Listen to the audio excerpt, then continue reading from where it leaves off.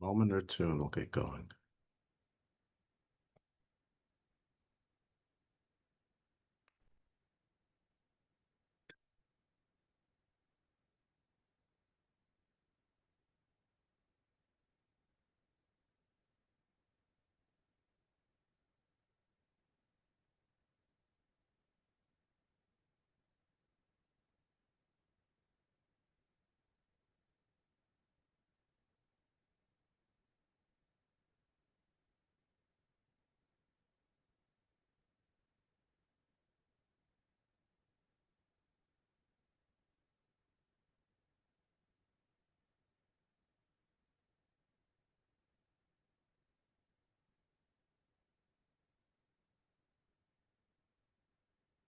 You guys know if Mo will be joining today?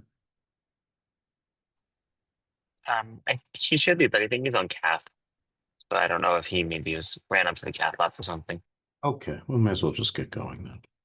All right, so at the beginning of the academic year, I usually will review each week one antiarrhythmic agent, followed by one or two unknowns for EP conference until we get through the main ones. So for the fellows who are not first years, I apologize that I am reviewing stuff we've reviewed before, but I think it's always repetition is helpful in remembering things. Do we know if Tony's joining us today? She's busy. She's on service. Let me double check if Okay. everything's okay. It's all right. We'll get going, I guess. Let me just see what time is it here. 7:03. All right, we'll just get going. Okay. So we're gonna start with the big bazooka today, amiodarone. So I'll remind that amiodarone is a class 3 agent, and these prolong the action potential without affecting phase zero. So this is a nice little diagram to demonstrate what is thought to happen on average with the administration of amiodarone, where we see that phase 3 is prolonged and the entire action potential is prolonged, and this can result in mild degree of QRS prolongation, but the most important electrocardiographic and just general impact is in prolongation of the QTC because the action potential and therefore the repolarization are going to be affected. Okay, and again, they affect the action potential plateau without affecting phase zero. And unlike most of the other agents that we're going to discuss, basically antiarrhythmic agents in general, the effect of amiodarone is seen at all the levels of the heart. It causes prolongation in the action potential in atrial muscle, in ventricular muscle, in Purkinje fibers, as well as in accessory pathways. It also has direct impact on the SA and AV nodes, causing a reduction in sinus node automaticity, as well as slowing of AV nodal conduction. So it really affects pretty much everywhere in the heart. And as we discussed, in terms of its impact on the electrocardiogram, there are what is referred to in many textbooks as widespread changes in the electrocardiogram. Again, it causes sinus bradycardia or slowing. It can cause prolongation in the PR interval, a slight increase in the QRS width. We don't generally look for that as much as we do in other agents, the classic one being flecainide, but it can prolong the QRS a little bit because of its effects on all the areas, all the action potentials, as well as QT prolongation, which is probably the most important feature that we are reviewing when we are introducing this agent in a new patient. So clinically, where do we use this agent? Probably most commonly, it's used for treatment of ventricular tachycardia. It's used for the treatment of postoperative junctional ectopic tachycardia. It's used for the treatment of SVT. And because the alpha blocking properties cause vasodilation with amiodarone, this can result in afterload reduction. And it may be why it is it's an agent that is generally acceptable for patients who have poor function. And that's interesting because the truth is it's a very potent negative inotrope. in experimental studies. It's, for many years, it was always thought to be like the best agent for people who have bad heart function because it was supposed to be relatively benign in regards to the impact on function. Turns out that's false. Actually has a very significant negative inotropy. Um, some of you, if you're interested, I reviewed a paper with Lizzie DeWitt from Boston Children's about 5 or 6 years ago on my podcast, in which she did bench studies looking at the impact on inotropy of different agents in the lab. And amio was by far the worst of all of them.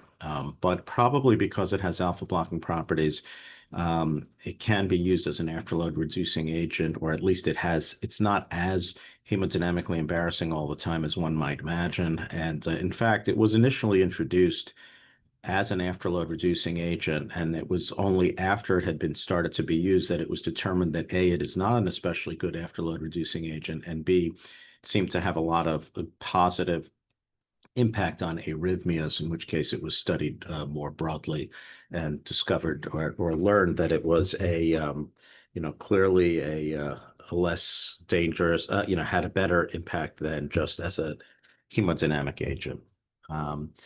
It comes in oral and intravenous forms. For the treatment of SVT, typically we give 10 milligrams per kilogram per day over 1 to 2 weeks when we're loading it, and it's followed by 5 per kilo per day for the treatment of supraventricular arrhythmias. Importantly, for the treatment of VT, the dose is double. It's 20 milligrams per kilogram per day. And the reason that we load for 1 to 2 weeks is because the half-life of amiodarone is very long. I've read books and references that suggest it's as long as 45 days. It's one of the longest half-lives of any agent that's used for any disease. And because it has such a long half-life, you need to load it with very high dose for a long time to get an effective level of the agent in the system. And I want to emphasize that the dose for VT is 20 per kilo as a load and then 10 per kilo per day. This is a common error that I noticed, is that people started at 10 per kilo per day for VT, and the loading dose is double that, and the maintenance dose is higher. Now, there are people who you can get away with less, but formally speaking, SVT dose is 5 per kilo per day. VT, the standard chronic dose, is 10 per kilo per day. In terms of loading this agent, IV, the typical starting dose is 5 milligrams per kilogram, and it's usually given anywhere between 20 minutes and 2 hours, followed by 5 milligrams per kilogram per day. And for VT, the dose is usually we give, again, 5 per kilo over 20 to 120 minutes, followed by 10 milligrams per kilogram per day as a continuous infusion. So for the continuous infusion and for intravenous administration, the doses are not as high in terms of loading. But importantly, when you are putting somebody on IV amio and then you are going to leave them on it chronically. So let's say you have a patient who's in VT.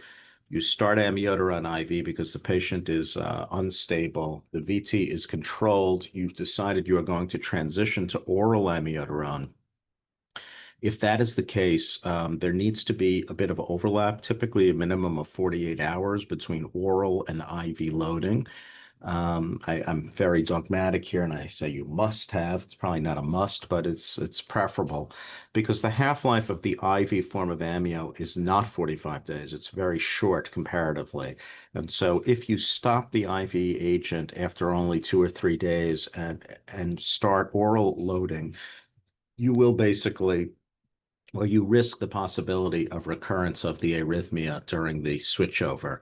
So typically what we'll do is start the appropriate loading dose orally while remaining on the IV form at the same dose. So during that transition period, the patient's actually getting a very significant amiodarone dose of a combination of the IV and the enteral dosing until the IV is discontinued. So typically what I'll do, and this is a little bit made up, is I'll leave doses the same for a day, maybe drop the IV in half the next day, maybe drop it one more time in half the following day, and then discontinue the IV form. Okay, so By far, the most serious complication associated with amio is hypotension and cardiovascular collapse when it's given IV. And this can happen in between 1 and 5% of small infants. It's not seen as often in older patients. You can have mild hypotension, but the phenomenon of cardiovascular collapse is pretty much usually seen only in small infants, or largely in small infants.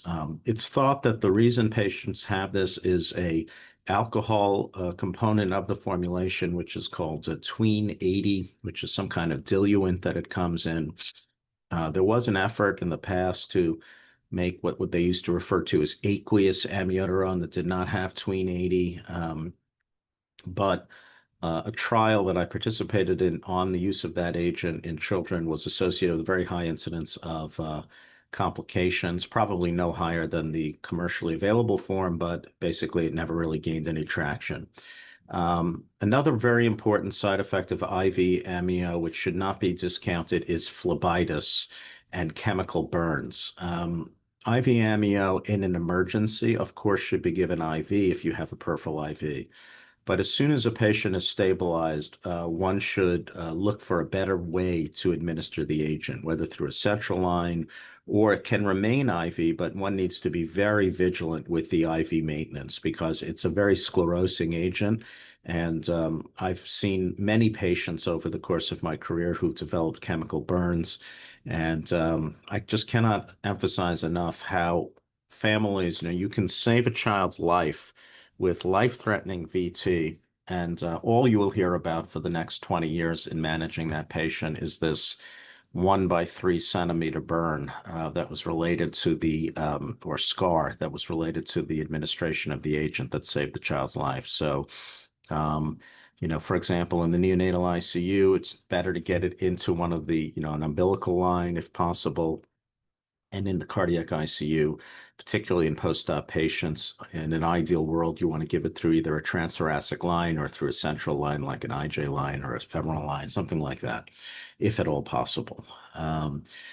There are many, many long-term complications, long and short-term complications of amio. But let me preface this by saying, in general, amio, importantly, although it can be pro-arrhythmic, and that is the most important reason that we admit patients when we start amiodarone, despite its myriad impacts on the conduction and the automaticity and basically all the cells of the heart, it is remarkably safe from the perspective of proarrhythmia. Many other agents are markedly more proarrhythmic and have a much higher incidence of that than amiodarone. And so that is probably the single most important benefit of this agent, which is that it is generally safe from the perspective of causing arrhythmias when you're treating arrhythmias. But there are a myriad number of side effects associated with amio, and I would strongly recommend you remember the list I'm about to review with you because it is a guarantee that one or more of these issues that I'm about to discuss on this slide and the next will come up on your board exam someday. First of all, it causes corneal microdeposits. That occurs 100% of the time in all patients who take amio, but in the vast majority, like 99%, it does not affect vision, and they can only be seen on a slit lamp. And my understanding is that they resolve when you discontinue amiodarone. So it's not a long-term problem. I think very rarely it can have effects on the retina, but it is uncommon to cause permanent long-term visual disturbances. Thyroid dysfunction, whether hyper or hypothyroidism, is quite common with amiodarone, and so that is that is a test that should be thyroid studies should be followed with some regularity, maybe every 3 to 6 months, particularly when the agent has been started. That is usually one of the earlier problems associated with amio. You usually see that early on, and if you don't in the first 6 to 12 months, it's uncommon in my experience that it becomes a problem later. Pulmonary interstitial fibrosis. This is probably the single most worrisome side effect associated with amio, other than cardiovascular collapse, obviously. That is a complication that is typically seen after long-term use of amiodarone. Some of you may know I tell the story about a patient I used to follow. Actually, I still follow this woman who came into my office. She had mitral valve disease, had a mitral valve replacement, and I was really just her electrician monitoring her pacemaker. And she had a history of atrial tachycardias and was started on amiodarone about 2 or 3 weeks prior to her outpatient visit with me. And she came in a wheelchair with oxygen. And this was a young lady who never had oxygen. She just basically had mitral valve disease. And I asked what was going on. And she told me that her general cardiologist had said that this was due to amiodarone toxicity and that she had developed pulmonary fibrosis. And this was like less than a month after starting amio. And I just was, shocked because I'd never even, as I've just explained to you, it's typically a long-term complication of this agent. Um, Make a long story short, I performed an echo on this patient, and there was massive paramitral valvular leak causing severe pulmonary edema in this patient. And she actually needed emergency surgery to re-repair her mitral valve. It had nothing at all to do with pulmonary fibrosis. So again, it's a long-term complication, but it is probably the single most important reason why we do not leave patients chronically on amiodarone unless they are like expected to have a very short life expectancy. Otherwise, we would typically not use this agent long term. So in my personal practice, I try not to use it for longer than a year unless I'm using it in a patient in whom I don't think they have a very long prognosis or in which there is literally no alternative agent that is effective. So that's important. We always will check liver function in patients with amio. It can cause chemical hepatitis. I have not seen this very often. Maybe I can think of 2 or 3 patients who had very mild perturbations in their liver function studies, but they typically resolve with discontinuation as well. And I've never had to stop amio because of that. It can cause a peripheral neuropathy. It's very important to remember that it causes you to be very photosensitive. So patients are at a higher risk for development of skin burns associated with sun exposure. And importantly also, and separate from that, sun exposure can cause a bluish tinge to the skin in patients who are on amio. So it's always important when you start a patient on amio to review the importance of wearing aggressive sunscreen and covering up in the summer months to avoid these skin complications, which can be unsightly. Now, this is the last points I'm going to make about amio. There are a number of drug interactions associated with amiodarone because it is a cytochrome P450 inhibitor. And all of the things on this page are things you should remember because, again, it's very important clinically, and it is also possible that you will see it on your boards. In fact, I would be shocked if you do not. First of all, it can lengthen the INR in patients who are on warfarin. So one needs to lower the warfarin dose in anybody who's on a combination of warfarin and amiodarone. It can double digoxin levels. So typically, again, we would usually have a patient's digoxin dose if they were also put on amiodarone. And you could then, at some point in the future, you can measure a digoxin level, but it's interesting, but I've seen cardiologists make the error of thinking that patients who are on low doses of digoxin with amio are being underdosed for digoxin without really understanding that the low dose is actually the correct dose in someone who's on amio.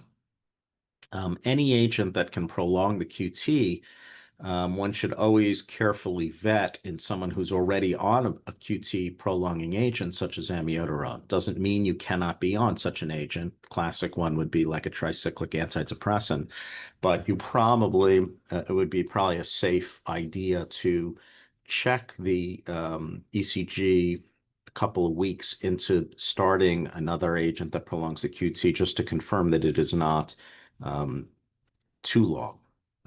And there are multiple interactions with other antiarrhythmic agents, and these are important. Quinidine, procainamide, phenytoin, and flecainide levels are all increased with amiodarone, and as a result, all of them should be preemptively lowered when you're adding amiodarone or when you are adding these agents to amiodarone. So every once in a while, as you know, we'll have a baby who has a very difficult to treat arrhythmia, and we start on amiodarone. We have incomplete control, and we add something like flecainide. You will notice that the doses that both I and Barry choose are often very low when it comes to flecainide in that setting. And it's partially because we know that the effective dose will be higher because of the presence of amiodarone, which lowers clearance of these agents because of its effect on P450, cytochrome P450. It also can potentiate beta blockers and calcium channel blockers, causing more bradycardia or AV nodal effects. And so one needs to be cognizant of this. And I don't know that I've ever lowered doses for that, but I certainly have kept an eye on it more closely because of that potential interaction. Okay, I think we'll stop with amiodarone now. Any questions about amio? All right, so that was clear enough. All right, so at this point, what we're going to do is go over one or two interesting tracings. So this was a tracing sent to me by a colleague. This is an 8-week-old who is in the emergency department and is tachycardic. And so the question is, what do you think is the differential diagnosis? And how would you consider treating this? So why don't we ask Vlad, what do you think's going on here? Good morning. Hi. I'll just say, just so everyone's on the same page, because it's hard to see. This isn't the absolute clearest tracing I've ever shown you. The heart rate is about 210 here. Just say that. Sorry to interrupt. That's okay. I actually appreciate that because I was looking at it and it looks like it was about 150 to me. So it's faster than I thought. It About is, 200, 210, something like that. yes. So that's quite tachycardic for an 8-week-old. It's narrow complex, and I'm trying to find the P waves, which I don't see very clearly. So it makes me wonder. What do you think's going on in lead 3 and F? I think you do see P waves there. I do. Thank you. You're welcome. But they're not. They Makes don't, me. They're they don't look negative. normal, yes. So it makes me wonder that this is not sinus. Okay. And actually, in AVR also, it's now that you've pointed out is upright. So this looks like an S, like a ectopic atrial rhythm. Okay, And so maybe like was this one of the ones that we would call like a low atrial rhythm well, or a that's low atrial focus? so that's one possibility. So you're invoking the possibility of this being an ectopic atrial tachycardia, is that right? Yes. Okay, so and I agree with you that if this is EAT, it's coming from an area inferior, right? Because the P wave is inverted in the inferior lead, suggesting it's coming from that area and depolarizing away from that area.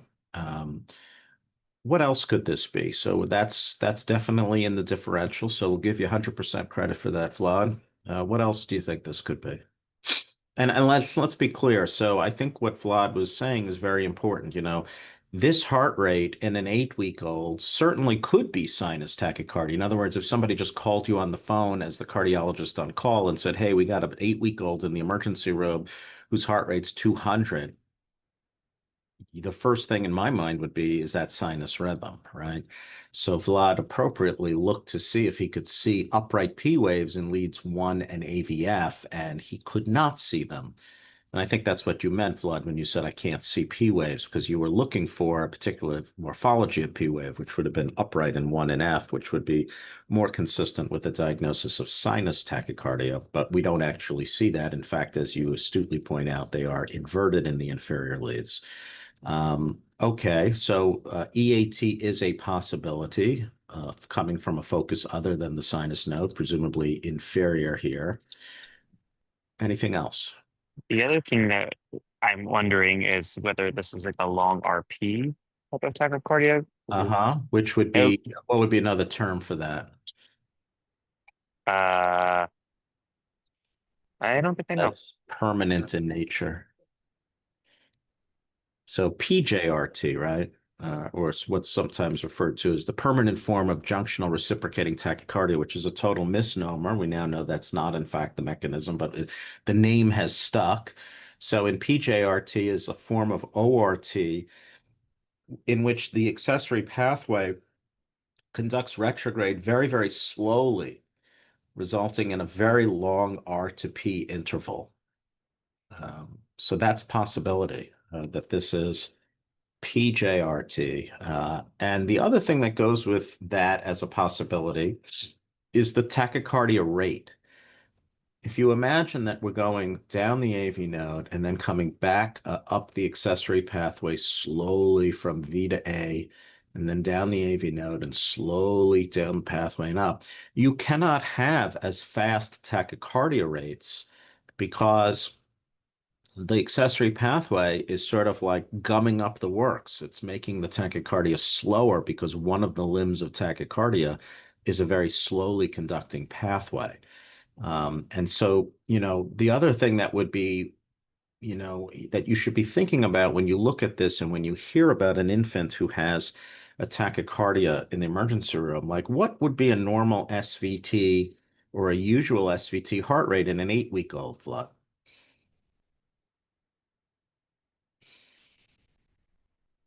Uh, like 230s, a little faster, I would Could be think. a lot faster, usually even faster in babies. Could be 250, 280.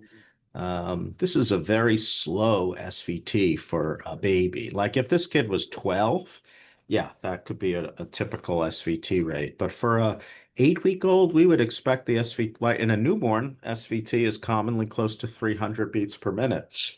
In an 8-week-old, could be still close to that. And this is presumably someone who is not on medication, so there's no, impact on the tachycardia from that because this is a new presentation. So when you see somebody who has this slow of a tachycardia, by definition, we know we're dealing with something weird here. And the first thing I did when I was asked to look at this was I was trying to convince myself that I was not looking at sinus tachycardia. And I pretty much definitively convinced myself of that. Didn't take very much because you can see what's going on in 2, 3, and F. And so I agree with you, Vlad. The possibilities are EAT because an ectopic atrial tachycardia focus can be at any rate. And the other possibility is PJRT. Now, is there some way you could determine between those two? What would happen if you gave adenosine to somebody who had PJRT versus EAT? If it is PJRT, it should break it. If it's EAT, you will not have conduction, so you won't see your narrow complex QRS, but you would still see your ectopic side P wave marching out. Probably so, although that's absolutely right. But I will say that sometimes, as they say, the heart doesn't read the textbook, and there are some EATs that will transiently respond to adenosine as well. Um, But yeah, that would be my first move, would either do a vagal maneuver or EAT. Now, the interesting thing is both tachycardias will resume quickly. So this is a classic example where you really would like to have the EKG running when you administer the adenosine because you may only get termination of the tachycardia for 4 beats. And when you give adenosine, it causes a very unpleasant feeling in the chest. Patients say it's like a hot feeling in their chest, and babies and adults hate it. And so it's very common that when you push adenosine in an infant, they start to cry and they start to move. And and if you're watching it in real time, you may not notice that the tachycardia actually broke for a second because the patient's sinus tachycardia is going to start to really rev up very rapidly. So having a tracing while administering it is useful. In this particular, the other thing is like when I look at this tracing, what makes me think more that it's PJRT rather than EAT, although again, it could be either, is the fact that the PR interval is not very long. And most of the time when people have EAT, the PR interval is fairly long. Excuse me one moment. Sorry, I got a text message from Adrian. Most of the time, people who have EAT have first-degree heart block in EAT. It is not a guarantee. Again, all of these are general rules that are not always obeyed by all hearts, but the fact that the PR is relatively short here makes me wonder. The other possibility is this could be some kind of weird AV node reentrant tachycardia. Um, uh, where the P wave is actually preceding the QRS. But in my experience, AVNRT in a baby this little would almost always be much faster. And usually the P wave is inscribed on the QRS, not before the QRS. It is physiologically possible to be before the QRS, but it would be an unusual AV node to create this, but that would also be in the differential. So yeah, so I think this would be an unusual case. And then in terms of treatment, one could really use any of the agents that we are going to discuss in the next couple of weeks. You could start amiodarone. Now, one thing, because of the concern for cardiovascular collapse, one of the things you guys are going to notice is that when we're managing complex arrhythmias in sick patients, I drag my feet a lot before I give IV amio because the cardiovascular collapse that's seen with amio is really, really bad. It's not just mild hypotension. It's like you need ECMO sometimes. So in general, when one needs IV amio, you should really be sure you need it because although most of the time it works great and it is safe to administer, a patient like this, if they looked stable, but I wanted to use amio, I would probably load orally. And because this patient has a disorder with a slow tachycardia, those patients are at risk for the development of a tachycardia-induced cardiomyopathy because they often can be in it for a long time before anybody notices it because the heart rate is so close to the normal sinus range. And so this is a patient in whom I would absolutely, once stabilized, I would get an echocardiogram to confirm the absence of cardiomyopathy here.